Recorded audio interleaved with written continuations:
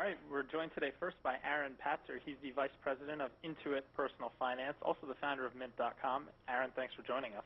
Thanks for having me. So are people sharing their personal money matters in this recession and recovery now more than ever before?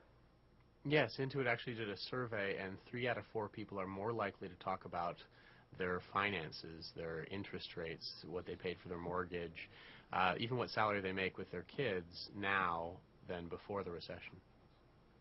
And what have you heard from everyday people about how they're coping with the new economy?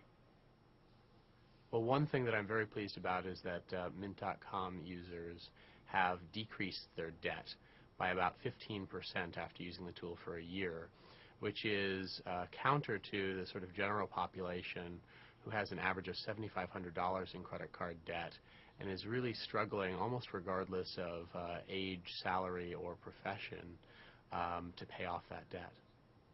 And why is Intuit getting involved in these types of discussions? Well, Intuit has a commitment to financial literacy. It not only makes the world a better and more prosperous place, and it's not the kind of thing that you learn in high school or college, but it means that more people understand why they need tools like Mint and Quicken and TurboTax and QuickBooks. So it's good business for us as well. Okay, we're also joined by Anya Kamenetz. She's the author of Generation Debt and also a new book, DIYU. Anya, thanks for joining us. Thanks for having me. So what are the biggest surprises for people in this recession?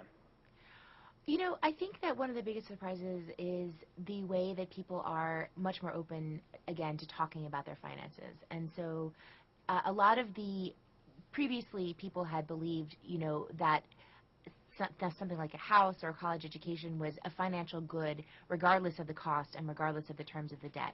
And now that we've seen that there's really been kind of an undermining of some of these institutions, that the American dream isn't just about buying everything regardless of whether you can afford it, but it's about really living within your means. What do you think kids are learning from this recession?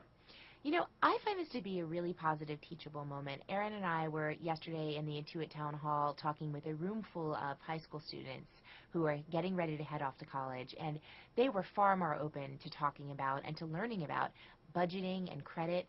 A few years ago, all you heard about from this generation was consumerism, and today I find a huge curiosity and willingness to learn about the best ways to manage their money because they are interested in avoiding the impact of the Great Recession on their futures. How are families addressing their finances differently? Have their lives changed for the better, and how? I think the undiscovered silver lining to this recession is, again, these openness of these conversations between families and their children, amongst relatives and friends, that people are rediscovering the power of spending time together instead of spending money together. And, the more that we have these conversations and the more that people start to educate themselves to use tools like Mint.com to really teach themselves more about how to manage these costs, I think it's going to be better for this entire generation coming up.